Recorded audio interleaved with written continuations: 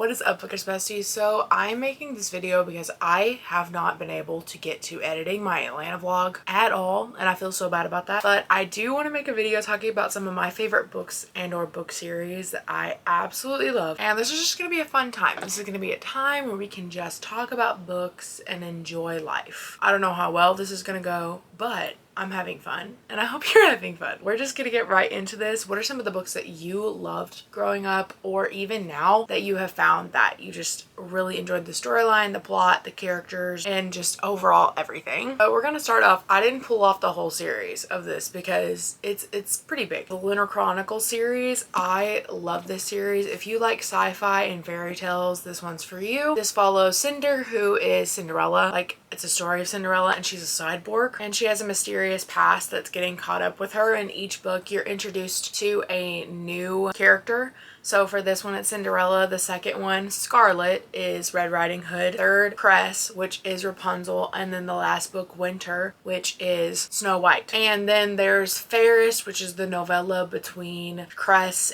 and Winter, and then there's Stars Above, which is the collection of like short stories and novellas after. That one I have not read yet. I've had it for years. I bought it when it came out and I just never got to it, so I need to read that this year. If you have not read the Lunar Chronicle series, I highly recommend. It is fantastic. Next, this is a series I think that I finished last year at the beginning of, I don't know. It was either last year or this year. Well, it had to be last year. Anyway, the Cruel Prince trilogy, I actually don't know what the actual trilogy is called. Could not tell you. I know it has a name. Don't know. Now, specifically The Cruel Prince, the first book in this trilogy, I did not really care for this one as much as I cared for these two. It was still good. I gave it a 3 out of 5. And probably if I were to reread it, I think I would enjoy it a lot more, which I'm planning to do that at some point in the near future. But yeah, I really enjoyed The Wicked Prince. I think The Wicked King, The Wicked Prince. I think I really enjoyed The Wicked King the best out of all of them, but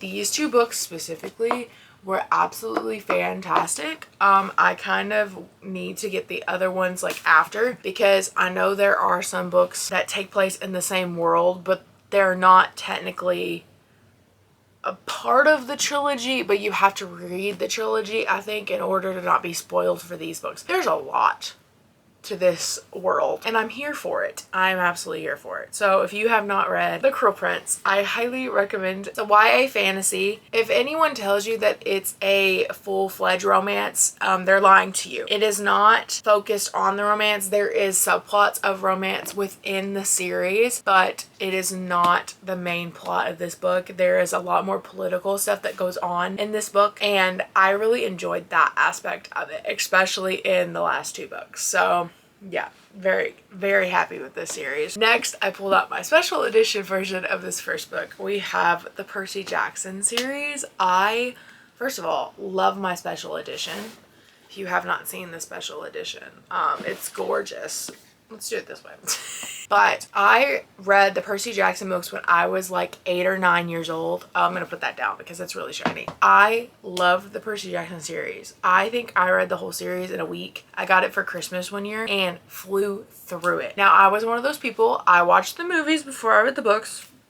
Sue me. I really enjoy the movies, even though they are nothing like the books. Nothing. I loved the movies as themselves, especially the Las Vegas scene. I just think it was so funny and so cool. Yeah, I love Percy. I think his character is just so fun and quick-witted, and I just love him so much. And the TV show is really good. If you have not watched the Percy Jackson TV show, highly recommend. It's so adorable. I love it, and it keeps pretty good with the book. A lot better than the movies did, so there's that. The next series I want to talk about, I actually only have the first book, but I've read all of them, is The Natural series by Jennifer Lynn Barnes. I forgot to tell you who wrote Percy Jackson, but I feel like you already know this information. I haven't even told you the author of any of these people. You know what? Let's go through that real quick. Ursa Meyer wrote Cinder. Holly Black wrote the Cruel Prince series. And Rick Riordan wrote Percy Jackson. My bad.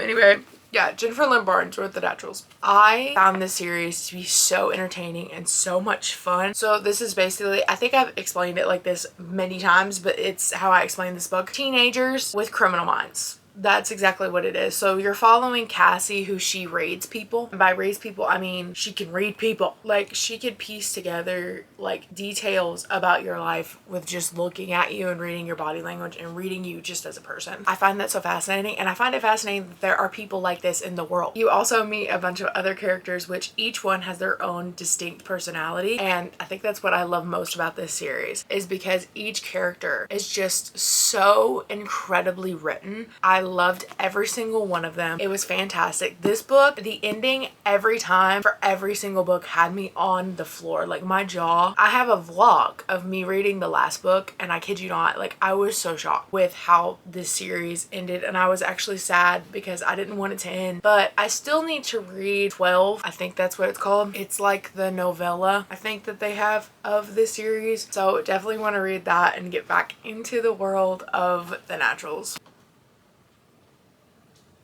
My dad's moving. Next, I want to talk about Waves of Redemption by S.L. Klein. This is a pirate Christian romance. So if you don't know this about me, I am a Christian. I am very outspoken about my faith. I work in my church. I love Jesus so much with my whole entire being. And I've been trying to find a lot of new Christian romances, Christian thrillers, Christian mysteries, Christian anything I can find that's clean and nice. I was an ARC reader for this book. I don't think you understand how much I loved this book. I think I would give this book 6 stars. And maybe more, in all honesty. So you're following Isabella Fletcher, I think that's how you say her name, as she fled from England and she becomes a pirate. She went through a lot of struggles in her life and people really hurt her, and she could not understand why God would allow these things to happen. And if there was a God, why in the world would he do that to her? And she becomes a captain of a pirate ship. Love her to death. And Niall, who is our main male character, wants to work on the plantation, but things happen and not for his path he thought he was going to go on. And when these two main characters meet, it's enemies to lovers. Yeah. And I just loved this premise. I loved everything about it. It sheds light on trafficking. It sheds light on SA struggles. And I just found this book to be absolutely riveting and moving. This fell out because I was going to reread it and put post-its where my favorite parts were, but it's okay. My granny even read this book and she absolutely loved it. And I don't know if my mom read it yet or not, but I know my mom will like it. So yeah, this is a absolute reread, an absolute read for anyone and everyone who wants to find a pirate romance that's really, really good. There's no language. The only thing that's not like really clean about this is the trigger warnings to SA discussion and trafficking discussion. So make sure to check trigger warnings if you want to read this book. It keeps falling out. Wait, there are trigger warnings. I don't know if you can see that. There you go. You can pause for reading effect. One book that I physically have but not in my possession right now because I let someone else borrow it is Better Than the Movies by Lynn Painter. Probably one of my favorite romance books ever. I felt like I was reading a rom-com movie. Like, I love rom-coms. Sweet Home Alabama is one of my favorite movies of all time. Legally Blonde, 10 Things I Hate About You. Like, I could go on for days. I just found out that like reading that book brought back the spark that old rom-coms used to when I would first watch them. So highly recommend Better Than Movies if you love rom-com. And then also another one that I have a physical copy of, but I don't know where it is right now, and I really think I see it, but I don't want to get up. Practice Makes Perfect by Sarah Adams. I think that's the author. I'll put it right here. I loved this book with a passion. I can't even explain why or rhyme or reason why I love this book so much. I just did. Like, it was fantastic. Highly recommend. The next books that I want to talk about are on my shelf, and I'm not going to bring them out, but a lot of people know this series. The Hunger Games series. I kid you not, I was obsessed with the Hunger Games in middle school and high school, and still now. I love the Hunger Games. I still need to read the new ones, but like, I just loved reading about Katniss's character and Peeta, not Gale. And I'm excited to read Haymage's book. I'm not prepared. I don't think. My friend told me it destroyed her, so I don't think I'm prepared for that, but I will read it before the movie comes out. I might cry just thinking about it. Okay, just calm down. But I love the Hunger Games. I love all the movies. I just was a fangirl. Now, funny story. Yes, it doesn't work with me, but it'll work with your computer. Okay. That's why it's a Bluetooth. Oh, okay. So you can hook it up to your... Thank you. I'm sorry. You're fine. Sorry.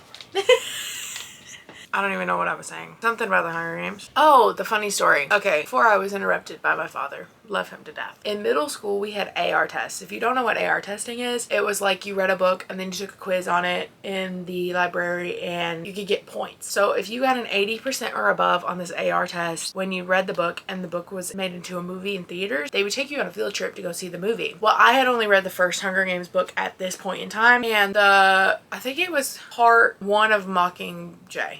Yeah, it was part 1. Was going to be in theaters, and they offered to take us on a field trip to go see it if you got that on the test. Well, I hadn't read the second book, but I wanted to go see the movie. So what I did was I skipped the second book and I read the third one before I read Catching Fire so I could get a ticket to the movie.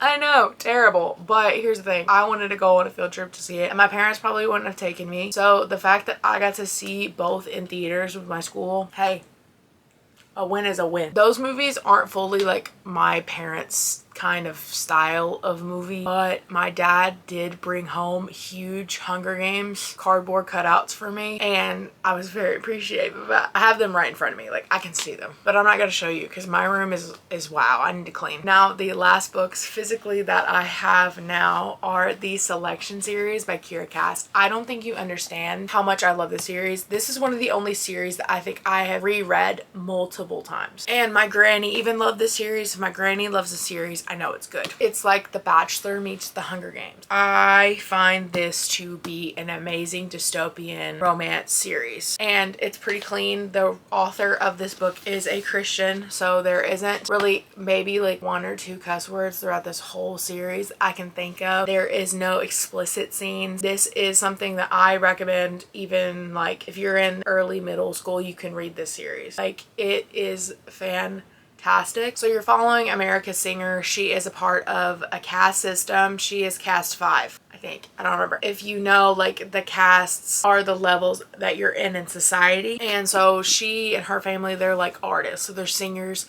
painters, whatever. And her family want her to sign up for the Selection, which is like The Bachelor. So 35 women go and fight for the heart of a man. This man in particular is Prince Maxon, who is the prince over their country. She sends an application in because her boyfriend at the time, who she is seeing secretively, says you should just send it in. It's like, your family's wanting you to do it. I want you to do it. Just, you're probably not going to get picked, but whatever. She gets picked, and she is now sent to fight for this man's heart that she doesn't want to. And this story and Maxon, I don't think you understand how much I loved Maxon in middle school. And still to this day, I love Maxon. Like, his character is just amazing. I want to give him a hug. There's a specific part in this book specifically that makes me laugh every single time. You know. But yeah, I would talk about these books to the end of my days, to the end of the earth. I would live and breathe these books. Now, that being said, there is a duology that takes place after this one. I was not a fan of The Heir, but I did like The Crown. So I do suggest reading those just because I did like The Crown. So I would read those just to get to The Crown. And then also the novellas for these. Oh my gosh, please read them. Find them, read them. They're so good. Now I'm trying to think. There's a lot of other books that I love. It's just I don't have all the physical copies, and or I don't know where some of them are. Like, it's crazy. And also I have read so many books in my life. Could not tell you the name of all of them. Oh my gosh, wait, I have to talk about this one. So there is a Christian romance book that I found, obsessed with. And as you know, I love Australia. You can't tell. It is set in Australia. It is called Then There Was You by Kara Isaac. I don't think you understand. I read that book in like a day. I stayed up until like almost 2 in the morning reading this book because I had to finish it. And it kind of reminds me while I was reading it, because I've been writing a Christian romance series set in Australia for about 2 years. And, well, no, maybe, yeah, 2 years. And I just read this in December of last year. And it kind of gave me the feel of what I kind of want for my book. I just love this book. The male main lead made my heart so happy and so giddy. Like, I love him. But what's even funnier about it is how much it kind of reminded me of my book before I even finished reading it, because like the fact that both of our books, mine and hers, have the main male character as a musician, I think was so funny. I didn't even know that there was a book that existed with that same, it's not exactly the same character, because it's different in the sense of like he was already a worship leader in this book, whereas whereas my book, he was not at all. He was in a band. So like, it's funny to see the differences, but also similarities that writers have within their characters. I just found that fascinating. My foot is falling asleep. Oh my gosh. But yeah, guys, that is it for this video. I honestly don't know how long I talked. Don't know what I talked about. I kind of blacked out, but it's okay. I will hopefully edit this and have it up by tomorrow because I'm filming this on Thursday and I'm supposed to be posting tomorrow, Friday. So see how this goes. I love you guys so much and I hope you have an amazing rest of your day. God bless and happy reading. Bye!